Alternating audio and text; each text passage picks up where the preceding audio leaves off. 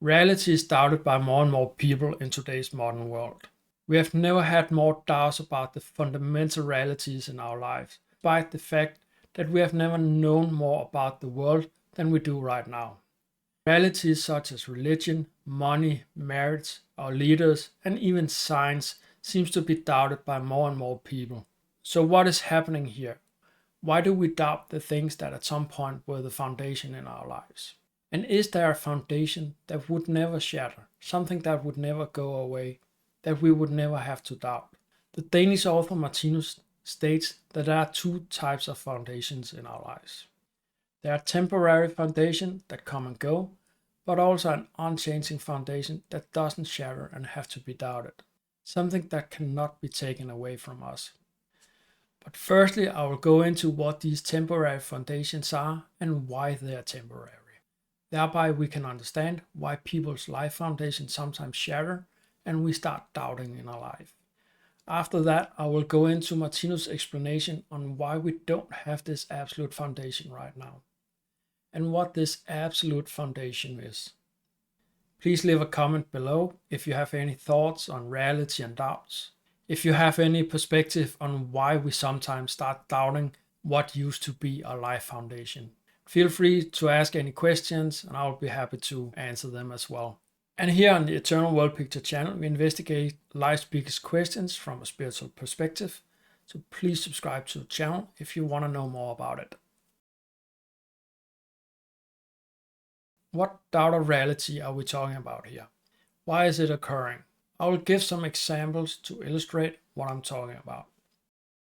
The first one is religion. Religion used to be the foundation for people's lives. There was a certain reality for them and a foundation in their life. Yet many people of today's modern world are starting to doubt the reality of religion. We are so schooled to think logically that faith-based religion don't provide us a foundation in life anymore. We cannot just base our life on some assertion and authority is saying. We have to understand it. So more and more people need answers they can understand with their intelligence, with their logic, with their experience. So people start to doubt their religion, their holy book, or whatever it is they are believing in, because they cannot believe to the same extent they used to. They have to understand. That's the argument here. So what used to be a foundation of life doesn't work anymore. This is what I have called shattering. I don't know if that's too strong a word, but it's at least leads to doubt. I've made a video about religion and why it's declining that you can find in the description. So the next thing I will bring up is money.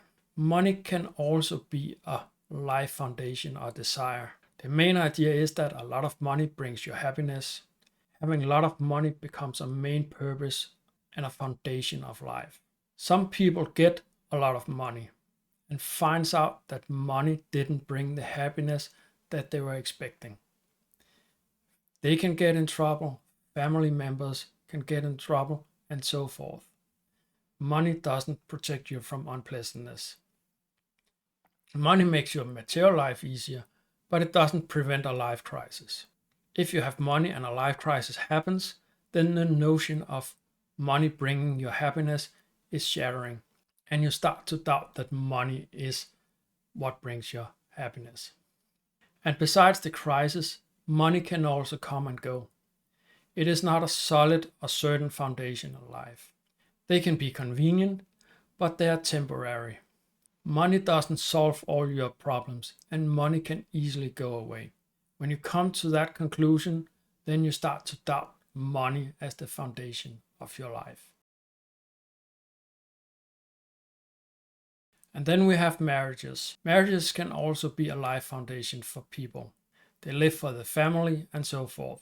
So you have a family that brings your meaning to your life, and that becomes the foundation for what we do.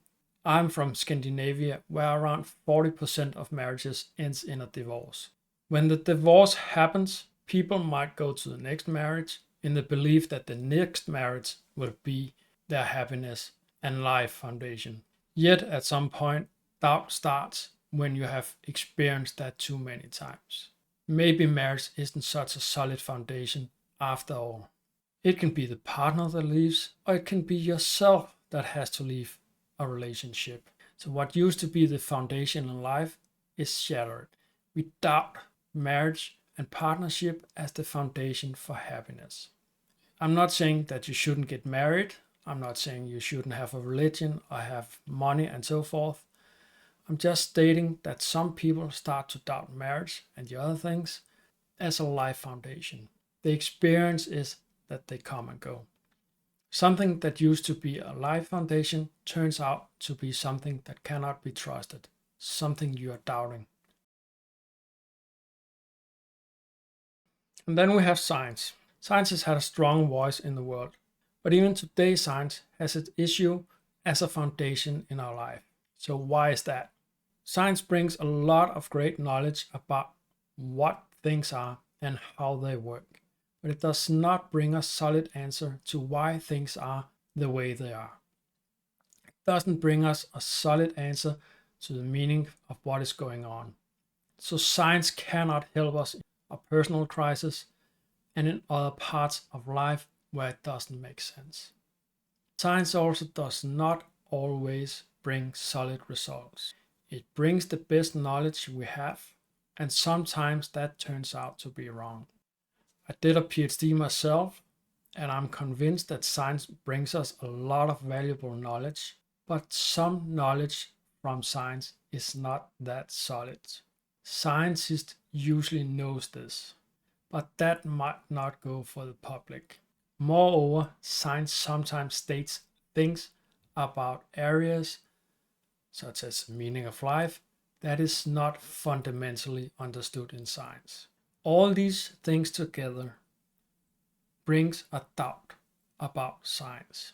100 years ago, where science were giving a lot of new results, there were a lot of belief and trust in science, especially the materialistic science, could provide us peace and understanding and all those kind of things. And it cannot do that, really. So people start doubting the reality that science can bring us. That is said with a lot of respect for all the positive things that science has brought us. This video takes its departure in the thought provided by Martinus, and he also have a very positive view on science, although our current science has some limitation. And that is the issue here. If you think that science can solve all issues, then you can get very disappointed and might even start doubting science. So again, science brings a reality to us that some starts to doubt. That's the doubt of reality. So what can we say about these examples? What do they have in common besides being something people have believed in and trusted as their foundation of fundamental reality? We all have a standpoint in life. That is our reality. It is our perception of what is true. It is the foundation of our life in a way. The example shows that these foundations in some cases can disappear. We can lose our faith, our partner can leave us, or we can leave them. We can lose our money. The science we trusted seems to go nowhere in answering our questions, and so forth. Martinus states that the issues here is that these standpoints in life are temporary. They are fundamentally something that has started at some point and will disappear again. Martinus provides a foundation that is not temporary. First, we have to take our spiritual glasses on and look into why we are in a situation where our lives are based on temporary things. Why do we have temporary foundation and realities? I'll give you a spiritual explanation of why we live on these temporary foundations. I'll do this based on the eternal world picture as it is described by Martinus. I have a video where you can see more about him, and it'll be in the description. Martinus describes that we have eternal life. It is important to understand that eternity is not something that has started or will stop. It has always been there. Consequently, having eternal life means that we have always existed as living beings. Our life does not start when we are physically born or stops when our body stops working and we physically die. I cannot go into details about how this works in this video, but I will link a couple of videos in the descriptions where I will provide more information. What I will say briefly is that obviously we live before we are born and we lived after we are born. If we didn't do that, we wouldn't have an eternal life. And Martinus essentially states that we come from a spiritual world before we get into the physical world. When our physical life stops, we will go back to the spiritual world. And we will have many lives, physical and the in-betweens in the spiritual worlds. So that's where reincarnation comes in. So that's part of his worldview as well. In order to get this eternal life, two principles come into play. Martinus names them the contrast principle and the hunger and saturation principle. So firstly, we have to understand that perception is based on contrasts. We cannot experience anything without contrasts. If everything was white, then we would have a whiteout. There would be no experience at all because everything was white and we wouldn't be able to see anything. Also, every experience is based on a prior experience of contrast. Each experience is based on something that differs from the prior experience. And it goes on like that. So we have one experience that is taken over by another one that has to be different, and that one has to be taken over by something that's different, and so forth and so forth. So if all experiences require a prior experience that is different, what is the first one? And Martinus states that there is no first experience. That's why we have eternal life. Eternal life, as I said, is something that has never started. So the answer to the question, is there a first experience, is there is none. There's always been some experience. So I cannot go into how all this works technically, but just say that we obviously has been living prior to our current physical life. That's where the spiritual world comes in and where it becomes a spiritual science because it deals with spirituality. So Martinus essentially says that there is another form of living, the spiritual way of living, or the spiritual form of living, that we have when we are not incarnated as physical beings. The main thing for us now is to focus on why we need contrast to experience life. So besides needing contrast to experience anything, these contrasts also have to be renewed. Every contrast reaches a perfect state. When the contrast reaches the perfect state, then we start to long for a contrast to that perfect state. We find this in the overall of how life works, but also in our daily life. We cannot keep having our favorite food. If we keep getting the same food, even if it's our favorite food, it will eventually turn into something that we cannot stand any longer. In that case, we will long for something else. And this something else is the contrast to our favorite food. Something different, anything different. The same thing happens with life as its highest level. But it is not about our favorite food, it's about how we relate to other living beings and the world around us. We live in a period of time right now where our relation to other living beings and the world around us is that we think more about ourselves than other living beings. We eat, kill, exploit, and take advantage of other living beings to a large extent, at least when our ethics don't stop us from doing this. We see wars, we see economic exploits, infidelity, dishonesty, and so forth, and so much more that are examples of people living for themselves over living for other living beings. We are already facing the consequences of this way of living.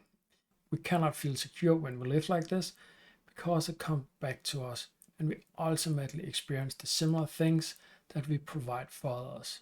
We call this karma, and it's part of the world picture that Martinus provides. So the consequence of living for ourselves is that we get the consequences and we eventually get tired of living this way. So we start to long for serving other people or other living beings. This is the purpose of our life right now. It is to start living for other living beings. This is a huge topic, but I hope you will get the notion here. We have lived for ourselves and has perfected that, and now we long for something different. So we will eventually start living for each other.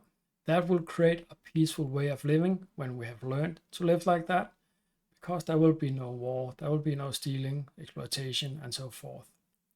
According to Martinus, we will proceed living in higher spiritual worlds and live a joyful life beyond what we really can imagine right now. Thereby, we get to experience life's biggest contrast to living for ourselves. This contrast is to live fully for someone else. After a while living where we live to serve others, we will be saturated by this experience as well. We will be tired of a light and peaceful world. This might sound very strange and is one of the hardest things to understand in Martinus's work, but that's what he states is happening. And it happens because the way of living is perfected and we get saturated by it. We cannot get more out of the state before we have experienced its contrast again. So this is where we start longing for a contrast. We start to evolve into living beings that live to serve ourselves. We will come back to a life situation that is similar to what we experience right now, where we live to serve ourselves. This goes back and forth between living for ourselves and living for other living beings. And it has been like that for an eternity. It has always been like that. And this principle of going back and forth ensures that we have an eternal consciousness that keeps getting renewed. This was a very, very brief version of the contrast principle and what it does to our overall life as living beings.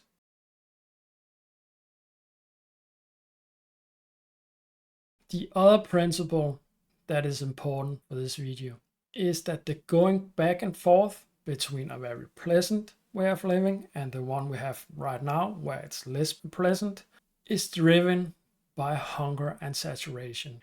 Right now we are longing for a more peaceful way of living. You see it when people go to war and so forth. It's all about establishing peace.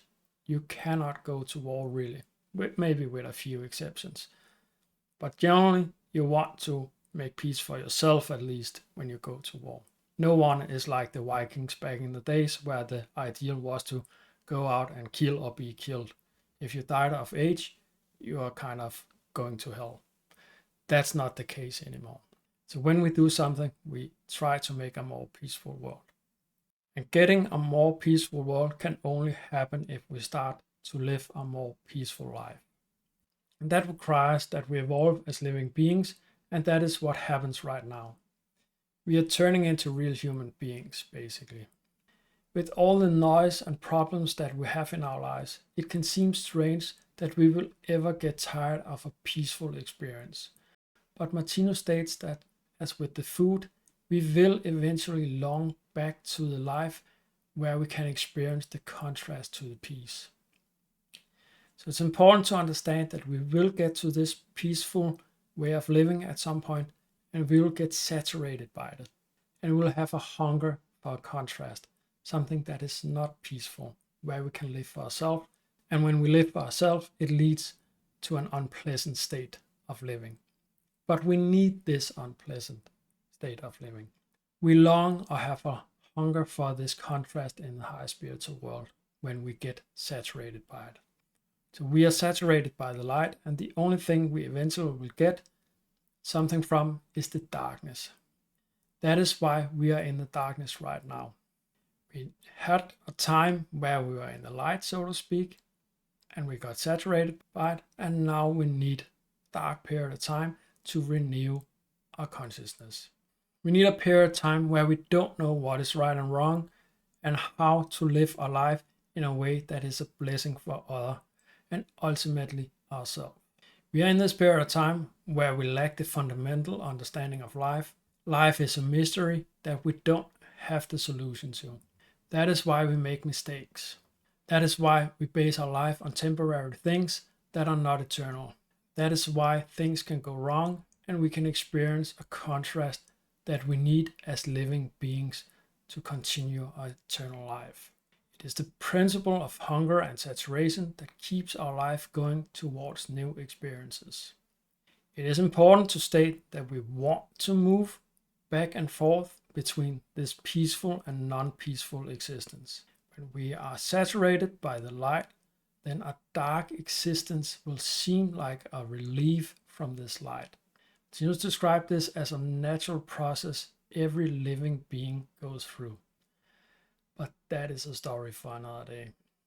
The main point is that this back and forth between light and darkness is not a punishment. It is something that we quite naturally long for. So we need these temporary foundations, such as religion, money, marriage, and so forth, in our life to experience the contrast, to have an absolute foundation in our life. Without a period of time where we don't have this absolute foundation as a reality, then we wouldn't have a life at all. Because there would be no contrast in our eternal life. And if there is no contrast, there is no experience. That's the idea here. So what is this absolute foundation?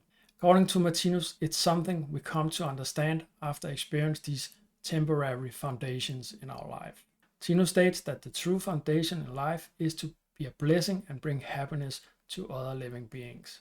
It isn't just a nice idea, it's what he calls the fundamental tone of the universe. It's the true state of existence. So the whole universe is here to bring blessings and happiness to living beings. So if you live in accordance to that, you will be happy and you bring happiness, obviously. But if you don't, then you will get this disharmony, this darkness, all these problems that we are facing. And obviously, when your fundamental part of life is not based on this, you will be in some kind of disharmony with the universe or the whole life. So now you might wonder, if that's true, why don't we all live like that already? Why don't we just live in this harmony forever? Martinus explains that our current state, where we prioritize ourselves, is a necessary phase. We need to experience the contrast to the universe's fundamental tone to keep renewing our consciousness and thereby our existence. These temporary foundations that we discussed, money, relationships, and even current understanding of science, will eventually fade away. When they do, they will make us question what reality truly is. But here's the fascinating part. Martinus suggests that being a blessing to others gives us a kind of happiness that can never be taken away. This, he says, is the absolute foundation. But who are these others we should be a blessing to? It's a broader group that you might think, so I'll go over them briefly. Our immediate circle is fairly obvious. That's family and friends. We are used to be kind to them. It might seem easy, but it's often where we face our greatest challenges and opportunities for growth. Then we have the wider community. We have colleagues, we have strangers. This extends to a larger societal issues like working towards peace and avoiding conflicts. Even the stranger is someone we need to be nice to. But we also have living beings in the form of animals. Martinus suggests considering a vegetarian lifestyle as part of being a blessing to all living creatures. And even more, further away is what Martinus called the microcosmos. This includes the tiny worlds within us. It's our organs, cells, molecules, atoms, and so forth. Martinus also describes these as living beings. So we have to be lovely or serving our body as well. So that's in the small, but they are also in the big. He calls it macrocosmos. So then we have to think about the Earth and the solar system and the galaxy and so forth. And he also describes that these are living beings.